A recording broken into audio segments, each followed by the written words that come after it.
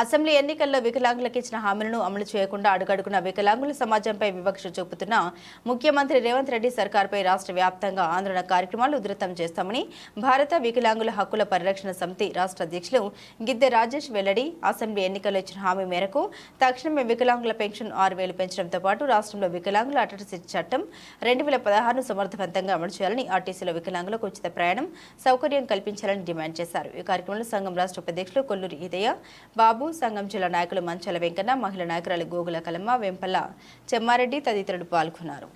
తెలంగాణ రాష్ట్రంలో ఈరోజు వికలాంగుల సమాజాన్ని ముఖ్యమంత్రి రేవంత్ రెడ్డి ప్రభుత్వం అనేది చిన్న చూపు చూస్తుందని చెప్పేసి ఈ సందర్భంగా తెలంగాణ రాష్ట్ర ముఖ్యమంత్రి రేవంత్ రెడ్డి గారిని ఒకటే హెచ్చరిక జారీ చేస్తున్నాం. వికలాంగుల సమాజం పట్ల ముఖ్యమంత్రి గారు రేవంత్ రెడ్డి గారు బాధ్యతలు చేపట్టిన కాంచి వికలాంగుల సామాజిక వర్గానికి ఏం చేసినా ఒకసారి ముఖ్యమంత్రి గారు సమాధానం చెప్పాలి. వికలాంగుల సమాజాన్ని చిన్నచూపు చూసే విధంగా, వికలాంగుల సమాజాన్ని వేలన చేసే విధంగా రాష్ట్ర ముఖ్యమంత్రి రేవంత్ రెడ్డి గారి ప్రవర్తన ఉన్నది. అదేవిధంగా తెలంగాణ రాష్ట్ర ముఖ్యమంత్రి రేవంత్ రెడ్డి గారు ఆనాడు పిసిసి అధ్యక్షుల హోదాలో వికలాంగుల సమాజానికి మేము అధికారంలోకి వస్తే ఆర్టీసీలో వికలాంగులందరికీ కూడా ఉచిత రవాణా సౌకర్యం కల్పిస్తామని చెప్పేసి రాష్ట్ర ముఖ్యమంత్రి రేవంత్ రెడ్డి గారే ఆనాడు పిసిసి అధ్యక్షుల హోదాలో చెప్పిండు. ఈ రోజు మహిళలకు ఉచిత రవాణా సౌకర్యం కల్పించినటువంటి రేవంత్ రెడ్డి ప్రభుత్వం ఈ సమాజంలో అట్టడుగు నుండి దుర్భర జీవితాలు గడుపుతూ ఎన్నో ఏళ్ల నుంచి కూడా 50% రాయితీతో ప్రయాణిస్తున్నటువంటి వికలాంగుల సమాజానికి ఉచిత రవాణా సౌకర్యం కల్పించేందుకు ముఖ్యమంత్రి రేవంత్ రెడ్డి ప్రభుత్వానికి ఉన్న అడ్డంకులు ఏందో స్పష్టం చేయాలి. తక్షణమే రాష్ట్ర రవాణా శాఖ మంత్రికి ఉన్నటువంటి ఎవరైతే పొన్నం ప్రభాకర్ గౌడ్ గారు ఉన్నారో దయచేసి మీకు ఒకటే విజ్ఞప్తి చేస్తున్నారు. మీ ముఖ్యమంత్రి ఇచ్చినటువంటి హామీలను విస్మరిస్తున్నారు. మీరు రాష్ట్ర రవాణా శాఖకు మంత్రికి ఉన్నారు. వికలాంగుల సమాజానికి 100% రాయితీతో ఉచిత రవాణా సౌకర్యం కల్పిస్తామని కాంగ్రెస్ పార్టీ ఎన్నికల మేనిఫెస్టోలో పెట్టింది. మేనిఫెస్టోలో చెప్పిన విధంగా వికలాంగుల సమాజానికి నేటి వరకు కూడా ఉచిత రవాణా సౌకర్యం కల్పించమన్నందుకు నిరసనగా మీరు ఎమ్మటే కేబినెట్ లో మీకు ఉన్నటువంటి మంత్రి పదవి కూడా రాజీనామా చేయాలని చెప్పేసి భారత వికలాంగుల హక్కుల పరిరక్షణ సమితి రాష్ట్ర కమిటీ పక్షాన్ని మేము డిమాండ్ చేస్తున్నాం. వికలాంగుల సమాజానికి ఇస్తానన్న 6,000 రూపాయల పెన్షన్ మేము అధికారంలోకి వస్తే ఆ నెల నుంచే 6,000 రూపాయలు ఇస్తామని ముఖ్యమంత్రి గొప్పలు చెప్పిండు. నేటి వరకు కూడా ఇస్తానన్న ఆసరా పెన్షన్ 6,000 రూపాయలు కూడా వికలాంగుల సమాజానికి అందలేదు. ఒక వికలాంగులే కాదు, వృద్ధులు గాని, వితంతులు గాని, గీతా కార్మికులు గాని, బీడీ కార్మికులు గాని మీరు ఇస్తానన్నటువంటి ఏదైతే పెంచుతున్నటువంటి పింఛన్ కోసం ఎదురు చూపులు చూస్తున్నారు. మీరు పింఛన్ పెంచుతారన్న ఉద్దేశంతోనే కాంగ్రెస్ పార్టీకి ఓటేసేది తప్పితే మరో ఉద్దేశంతో కాదు. గత ప్రభుత్వం మీద వ్యతిరేకత కంటే కూడా మీరేదో చేస్తారు, కొత్త ప్రభుత్వానికి అవకాశం ఇస్తే మా బతుకులు బాగుపడతాయన్న ఉద్దేశంతో మీకు ఓటేస్తే వికలాంగుల సమాజాన్ని ఏదైతే పింఛన్దారులలో పింఛన్లందరినీ కూడా మోసం చేసేందుకు రేవంత్ రెడ్డి సర్కారు ప్రయత్నం చేస్తున్నది. రేవంత్ రెడ్డి సర్కారును ఇంటికి సాగనం పెట్టేటువంటి ప్రయత్నం చేసుకోవద్దని చెప్పేసి కూడా ముఖ్యమంత్రి గారు మాజీ ముఖ్యమంత్రి కావాలనుకుంటే ఆయన రిజిగ్నేషన్ చేసి బయటకు వెళ్ళిపోతే మా సమస్యలు, మా బతుకులు, మా బాధలు, మా వేదన తెలిసినటువంటి ఎవరైనా కొత్త ముఖ్యమంత్రి అయినా మా వేదన, మా బాధలు తీర్చేటటువంటి అవకాశం ఉంటుంది.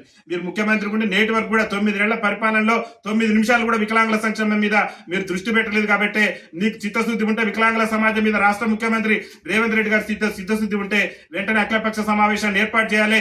రాష్ట్ర వ్యాప్తంగా వికలాంగుల సమాజం ఎదుర్కొంటున్న సమస్యల మీద అన్ని రాజకీయ పార్టీలతో చర్చలు జరపాలి.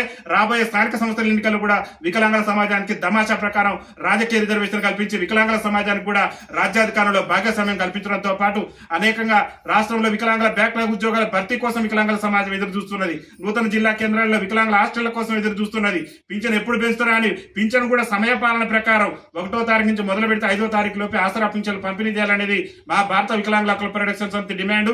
గత ప్రభుత్వం మీద మీరు ఎన్నో విమర్శలు చేశారు. పింఛన్ టయానికి ఇట్లే మీరు వచ్చినాక ఎప్పుడు ఇస్తారో కూడా మీరు ఆత్మ విమర్శ చేసుకోవాలి.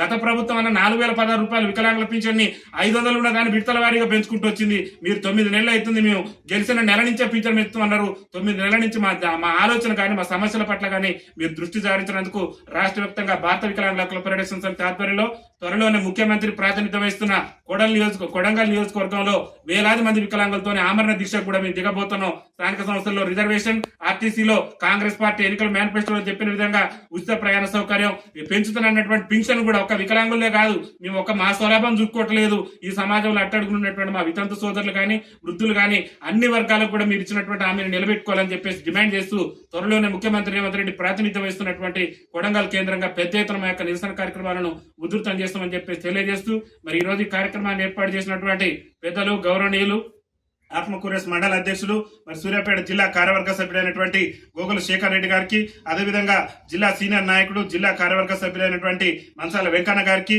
మరి ఈ రోజు నాతో పాటు ఈ సమావేశంలో పాల్గొని రాష్ట్ర వ్యాప్తంగా కూడా వికలాంగుల సమాజాన్ని చైతన్యం చేయడంలో క్రియాశీలక పాత్ర పోషిస్తున్నటువంటి పెద్దలు గౌరవనీయులు మా రాష్ట్ర ఉపాధ్యక్షులు కొల్లూరు హీరయ్య బాబు గారికి, అదేవిధంగా వేదిక మీద ఉన్నటువంటి మహిళా నాయకత్వానికి అందరికి కూడా రాష్ట్ర కమిటీ పక్షాన ధన్యవాదాలు తెలియజేస్తూ త్వరలోనే పోరాటానికి సిద్ధమవుతానని చెప్పేసి కూడా రాష్ట్ర నాయకత్వానికి జిల్లా శ్రేణులందరికీ కూడా తెలియజేస్తూ వికలాంగుల ఐక్యత, వికలాంగుల ఐక్యత, BVHPS జిందాబాద్, BVHPS జిందాబాద్, BVHPS జిందాబాద్.